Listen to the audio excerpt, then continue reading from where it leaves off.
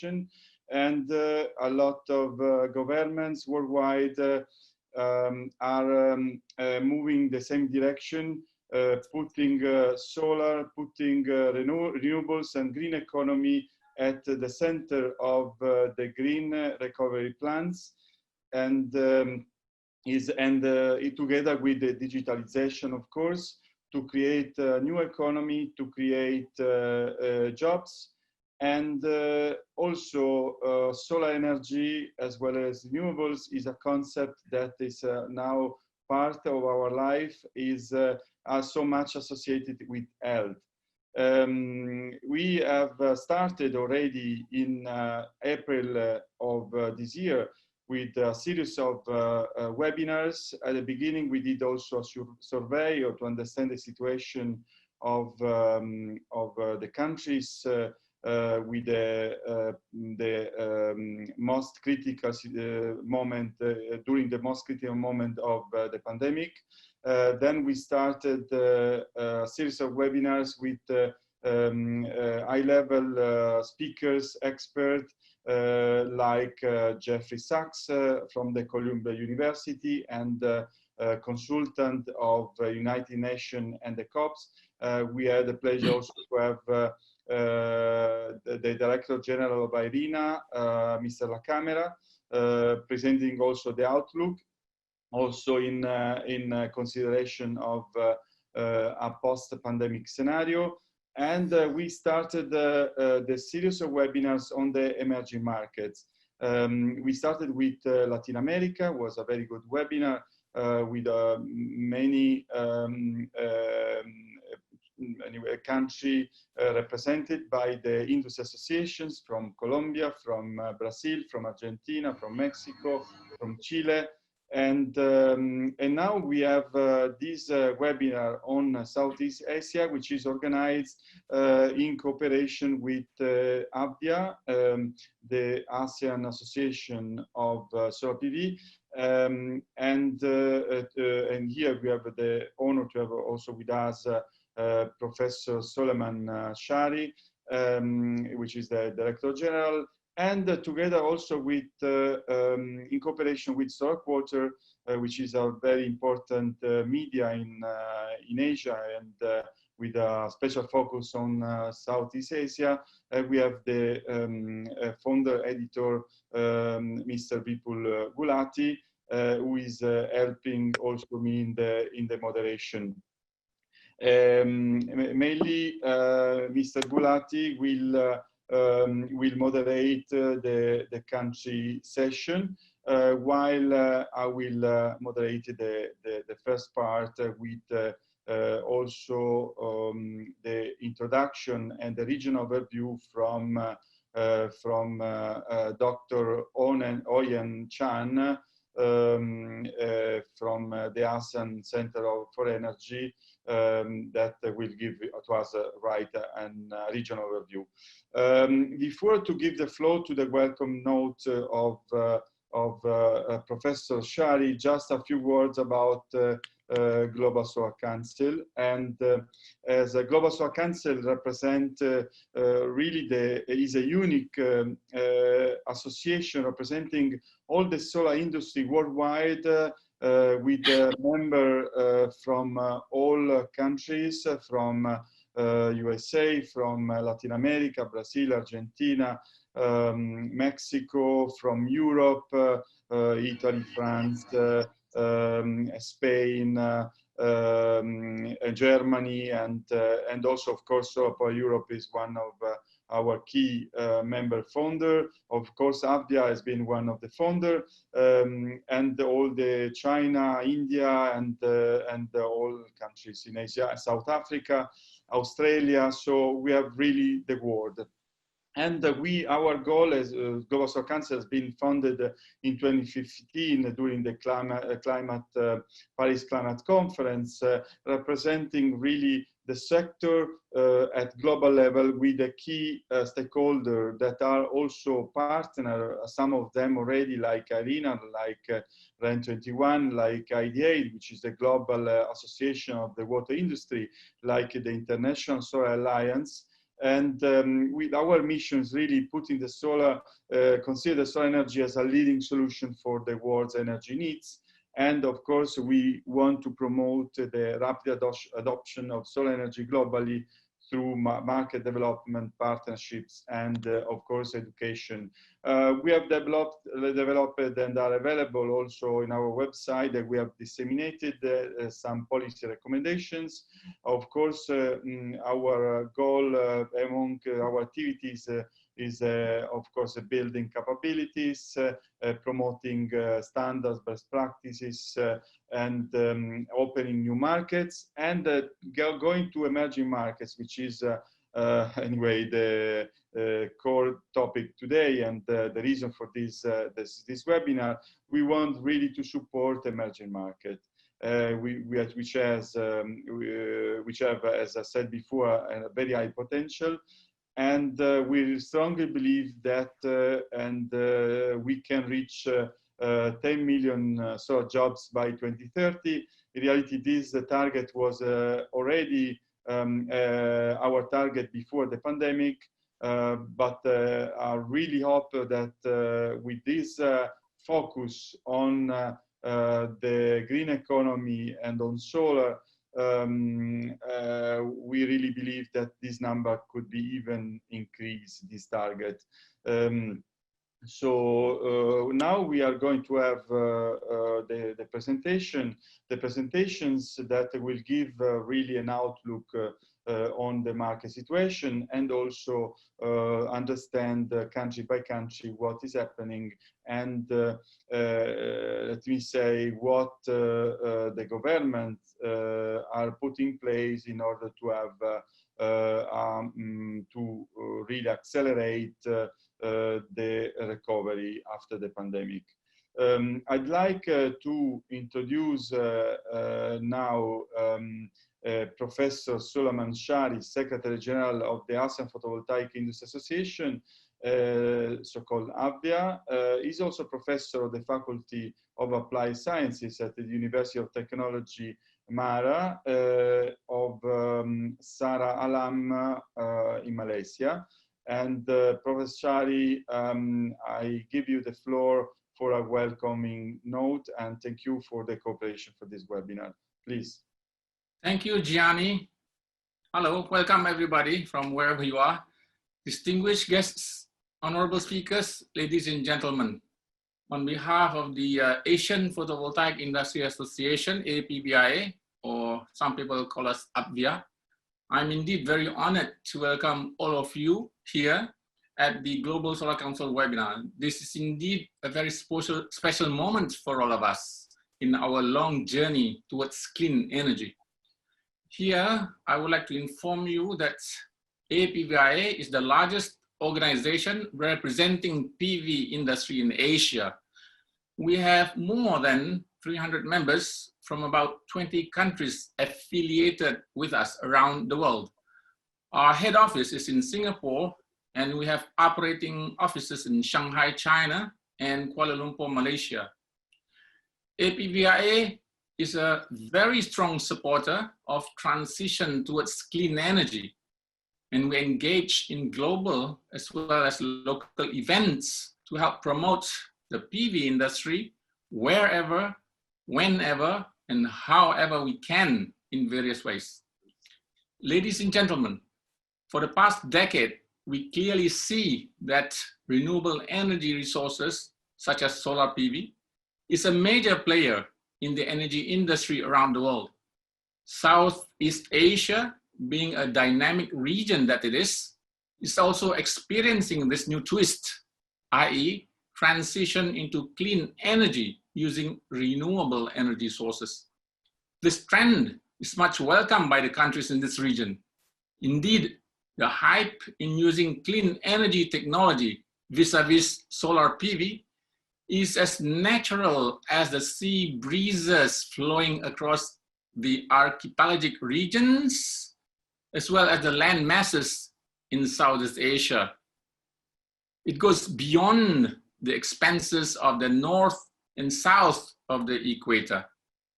One can easily appreciate this uniqueness, therefore giving rise to using PV in Southeast Asia as simply vast naturally. And then, ladies and gentlemen, here comes COVID-19. Yes, it has a profound impact on many aspects of our lives. But our world must move on. Besides, Southeast Asia has to continue progressing, and we, the clean energy players and industry people, can also be considered as frontliners combating COVID-19 in the economic sense. One strategic way of moving on from this pandemic's impact is by ramping up the use of PV to kickstart and sustain the economy in the short and medium terms. Yes, we can and we will move on. The organizer of this webinar has pulled several key players from around this region who will be delivering important ideas and share experiences and convey messages. Let us listen intently.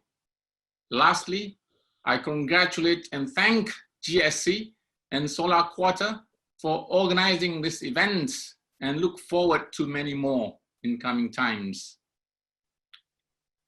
The APVIA would like to wish all our contributions for a lasting legacy for a better world. Thank you all for attending.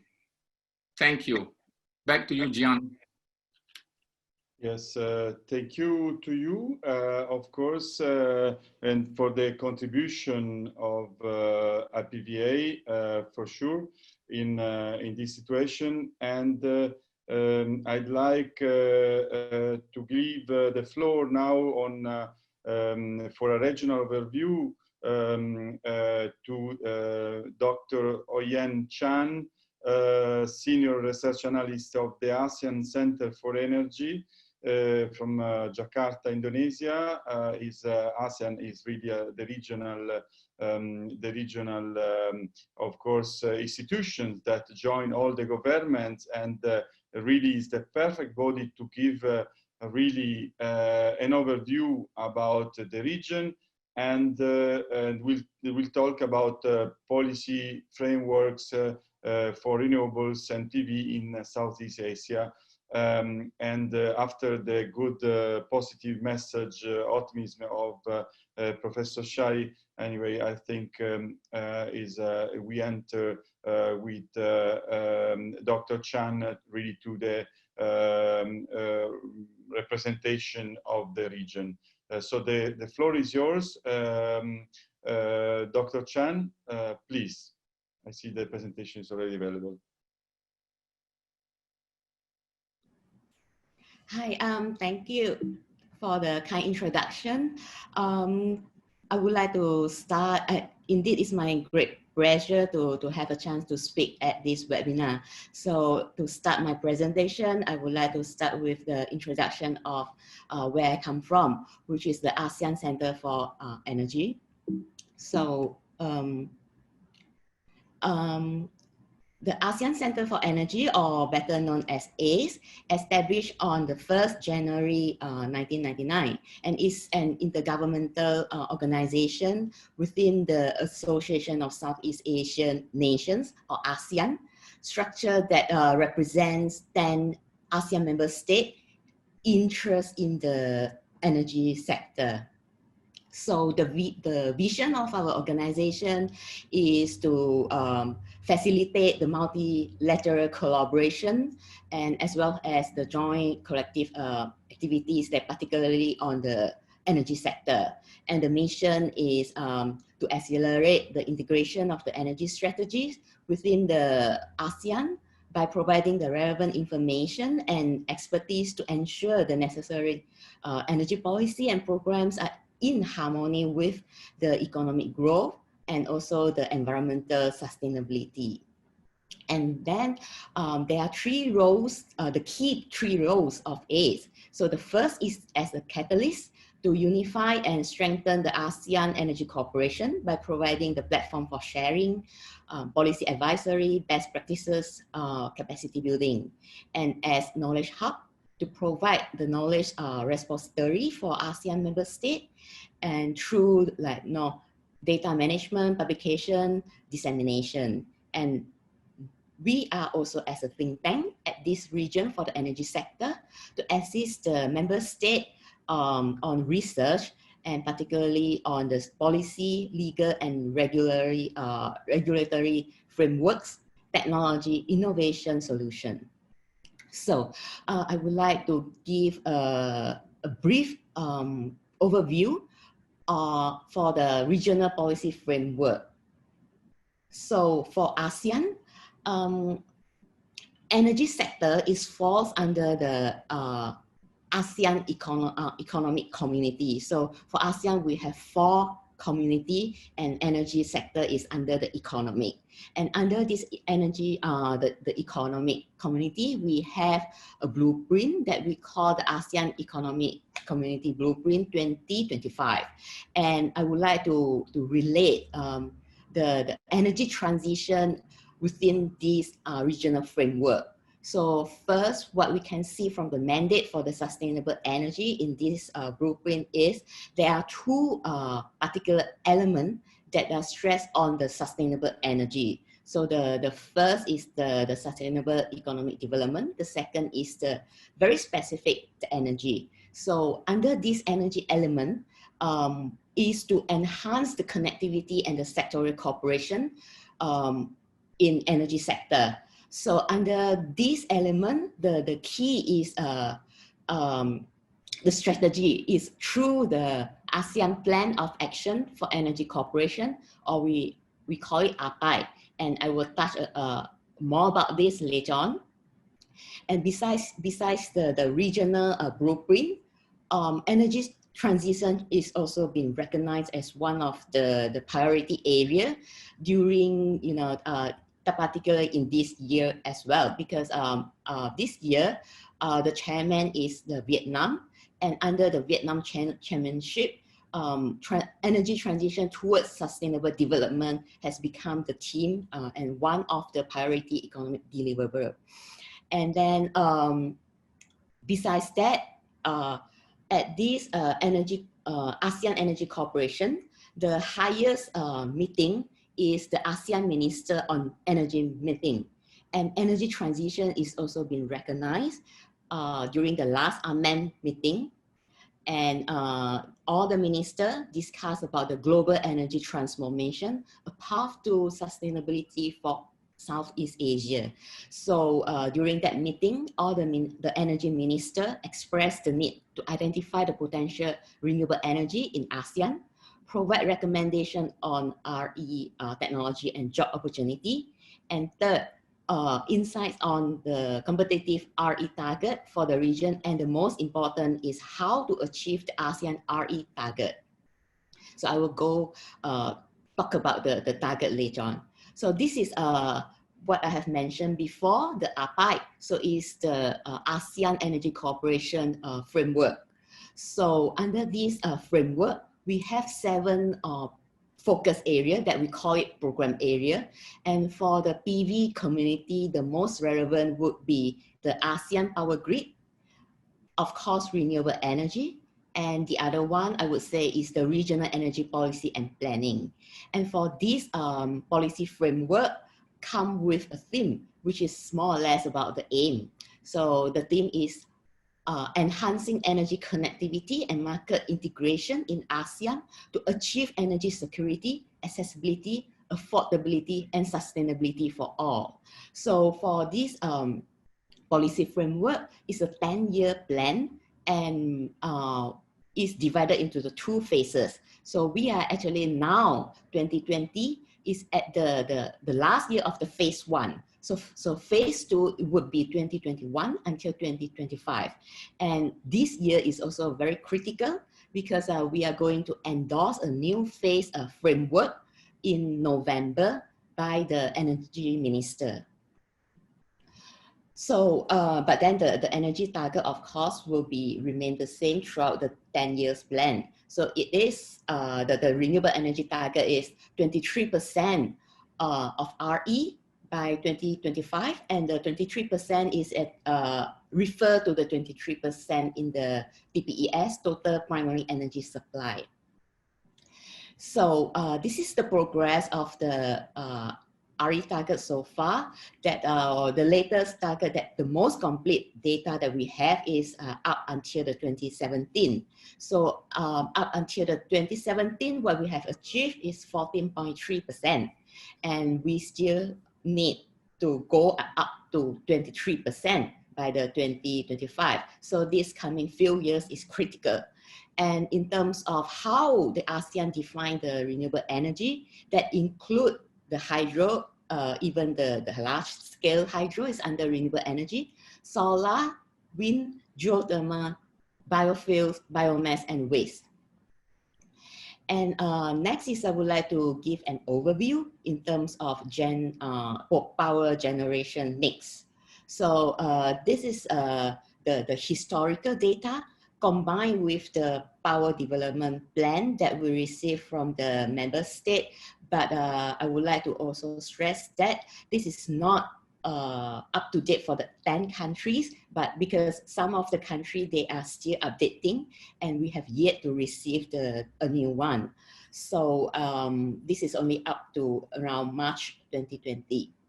So what I would like to show here is even up to 2025, we can see here the fossil fuel is still remain the dominant, and particularly for the coal.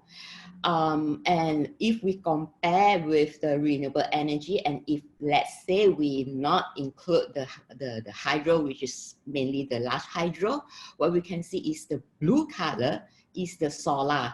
So solar is still the dominant compared to others renewable resources. So if I take this, I would say this estimation is also conservative. As I mentioned, this is not yet updated. So I'm very positive that the potential is higher than what I've shown here.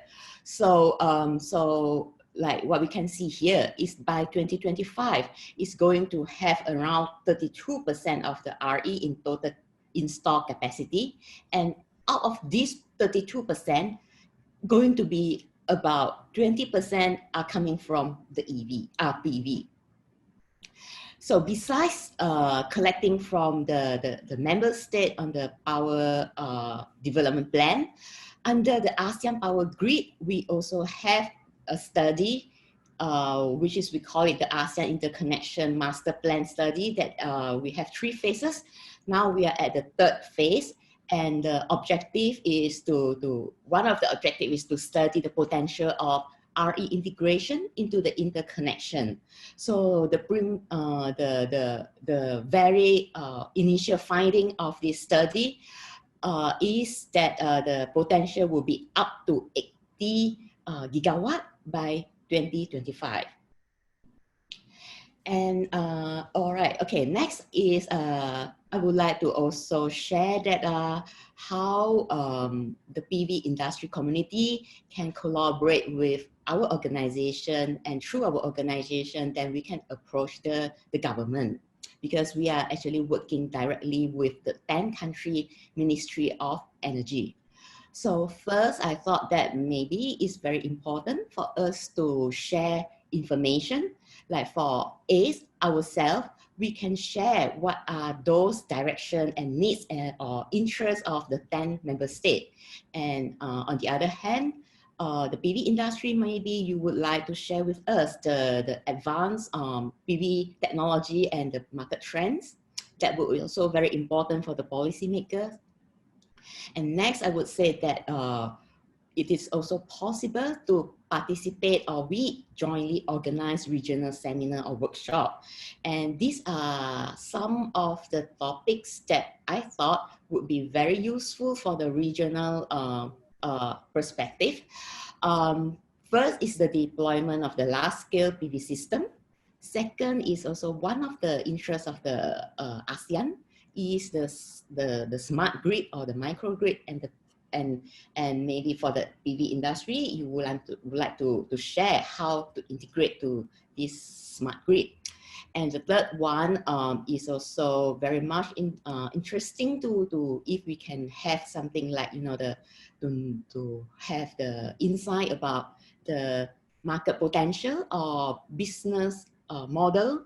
And since that EV is also one of the very important topic within the ASEAN, so maybe we can come up this all together and see how PV can be integrated into the EV charging station. And other than these three, any topics that relevant to smart city, digitalization, energy access, SDG 7, SDG 13 are all very relevant to energy sector at the ASEAN level. And besides that, I also thought that, you know, working together with the PV industry, particularly through the association like APVIA or maybe GSC, to provide training or on the PV system, we can do it like a regional training workshop, or yeah, or a smaller group is also possible. And the next is at the ASEAN, we have the R&D nodal network. So for the R&D development in terms of the PV technology, we can also work together through the existing network, for example, the ASEAN University network. And then since this webinar is also very much related to the COVID-19 pandemic, so I thought maybe I also would like to share what we have at our organization, that some of the data. So we have, so I have just selected like the 4 countries on the energy demands fall during the lockdown period. So it is no surprise that we can see all the electricity demand is actually dropped and quite a lot for these 4 countries during the lockdown. But then, of course, mainly it's because of the industry sector. But if we look closely to the residential sector, the demand is actually increased. And next is something that maybe now I would say that the policymaker could be at the crossroad when want to implement or plan for the recovery plan after the pandemic. So there are some uncertainties that maybe we have in mind. For example, the lower energy demand. So what is the implication? Is that we want to move on to have more fossil fuel, or increase the renewable energy use? And then whether that will affect the government to revise the power development plan to be more RE or more fossil fuel. That also we are really anticipated, especially for those countries that is not yet updated. And then we also know that because of the emergency stimulus packages, it could be already burdened, you know, the government financial budget. So what would be the implication? And for the renewable energy, which one would be the priority versus the fossil fuel? And then because we also see that during the pandemic period, some of the renewable energy projects have been delayed. And there's also the cross-sectorial concern, for example, the emission. Yes, for the short term, we can see that has been improved because of the lower CO2 emission. But I thought this is a short term and we don't know what would happen. And it very much depends on the policy direction, whether we go for a greener one. So with that, thank you for your attention. And that's all for my today's presentation. And back to you, Gianni. Yes, Thank you very much, Dr. Chan.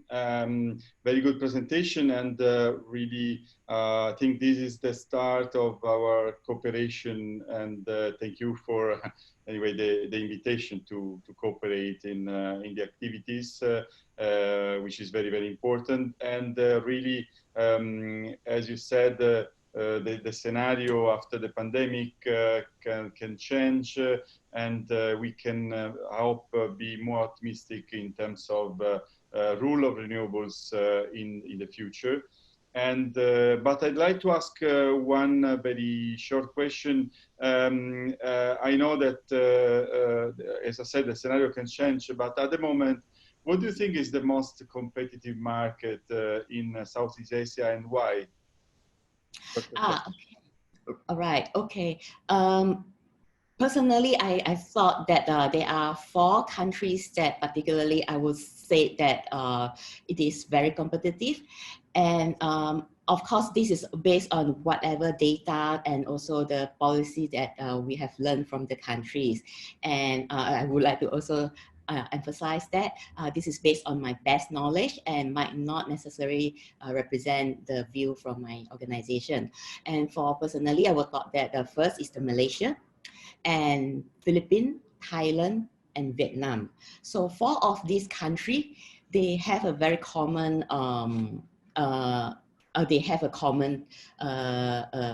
area, which is they set a specific RE target for the power generation mix. And for the Malaysia, large hydro is not in the RE target. So, and I would like to say why I mentioned Malaysia is because of when we look at the installed capacity from the RE in 2018, it is about, from what we know, it is about like maybe only 36% solar, but then 2019, it becomes 46% that coming from solar. And that the 10% of growth is mainly coming from the large scale solar, which is the increase from the 2018 to 2019 is more than 100%. So the potential of the market for the large scale, I would say, is quite a big one. And then seeing that, you know, Malaysia also set the RE target, and remember, it's not include the large hydro, and at the present it's only like 5 to 6%, and we are talking about like 20% by 2025. So there's still a big gap. So I think that will be a very big potential. And the next one is the Philippines. Even though like up until now, the Philippines not really show like very aggressive performance. However, I thought the potential is very big. They set the target that 35% of the RE in the power generation mix by 2030, and at the present is 21%, and they include the large hydro. So, and besides that, they also set the target that they are going to have the 100% electrification by 2022. And then, right, what we have, the best data that we have is by up to 2017 is still 93%, and there are like 7% to go from the 17. And from now, I thought maybe perhaps 1 to 2% still the gap that need to fill in. So, and we know that the Philippines is an archipelago, so that would be the island. And for island, of course, renewable energy would be the best in terms of the accessibility, and it will meet the target of the 100% electrification, and particularly like, you know, PV and wind. And then this year is also the important year for the Philippines, because in 2020, all the Renewable Energy Act mandated from the program are going to be implemented, and including the renewable portfolio standards, which mandate the power utilities to have at least 1% annual increment of RE generation supply. So this is like the first in ASEAN with this kind of policy measure. Okay. And yeah, so I thought this is very important. And also, I also learned that for the bankability of the Philippines, you have the BDO, which is the largest local bank. and it's also very support for the sustainable financing. And for the Thailand, yes, it's gradually growth. I think that is a very good sign. And for the Vietnam, we also learned that last year, they have increased a lot in terms of the install capacity, which is, I thought is some kind of like a legend. It is only, about 90 megawatt in 2018, but then suddenly becomes 4.5, around 4.5 gigawatt in 2019. So this is very amazing and very impressive, and mainly is due to the very attractive feed-in tariff. However, they are also facing challenges in terms of policy and also the technical aspect. For the policy, of course, we know that the feed-in tariff might not be a sustainable policy instrument for large scale. So maybe it's good to slowly transit to the auction. And then for the technical aspect, I would say that the transmission infrastructure need to be ready to support for the fast growing large scale transmission. And so, but we also anticipate for the updated national power development plan from Vietnam and see how they will move on. Yes. So I would say that the 4 countries that I thought would have relatively more competitive market. Yes, thank you very much. Very good, important insight. The role of your organization is very crucial. And of course, as Global Solar Council and APVIA, we are keen to work with you in order, because our goal is to harmonize at full speed all countries. And the scenario after pandemic, of course, can change. So we need to keep monitoring. There was another question from Professor Shaari, I know, for you. Professor Shaari, can you raise your question, please? Yes, Dr. Hoyyen, what's the greatest hurdle that ASEAN member countries have on achieving their targets? They have a lot of targets, big numbers. What's the biggest hurdle that you are concerned about? Right. I think the main concern, especially for those relatively the least developed country, that would be always like the economy in terms of the investment. So that is one. And the second one, of course, is we are talking about the enabling policy. So I think those are very important for the member state to how to attract the investment, and also how to make the investor to very easy to approach. And then yeah, so is the, I would say that the policy and the regulatory framework have to be robust and transparent. I would like to ask a final remark to all of you. Just one sentence. It seems that anyway, your presentation represents a very optimistic scenario, because there are a lot of challenges, and the closing of the good result from Malaysia are very, very promising, of course. So a final remark, just one sentence to each of you, just starting from Professor Shaari from APVIA, a final sentence, anyway, message for what is expecting to us, anyway, and in this post-COVID scenario. Professor Shaari. Yes, thank you, Gianni. APVIA, to all of you, APVIA publishes market reports regularly, especially the last reports that we have is for ASEAN. Please visit our website, you can find them there. And we also have the largest events, which we call SNEC, S-N-E-C Expo, due in June in Shanghai. It's the largest you will find in the world, and please visit us next year. And the most important thing is we think that the ASEAN member states or the Southeast Asian nations can think of a business association council, for instance, in the ASEAN region, so we can talk closer together, include education, the universities, the training centers, and the schools in the region. We need the help of the media to champion and celebrate our goals and awareness. And we start with awareness and education, the rest will follow. the last tagline I would say, I'd like to call all of us to say that the dance to a cleaner world starts with the first few solar moves. Let's start moving. Thank you, Gianni. Thank you very much, Sulaiman. Very good message to all of us. Dr. Hoyyen Chan from ASEAN Center for Energy. Of course, you started with an overview about the region, but after listening to all these presentation, which kind of final remark would you give us? I would say that renewable energy electrification combined with the smart digital system will be the key for accelerating the low carbon transition in this region. And we also learn from all the speakers that, we can see the PV potential in this region is so great, so huge. So I thought that the PV play a vital role in sustainable renewable energy electrification. That's all from me. Thank you very much. Very concise, but very important. And from your side, Mr. Prastava, Chairman of the Indonesia Solar Energy Association, a final remark from your side, please.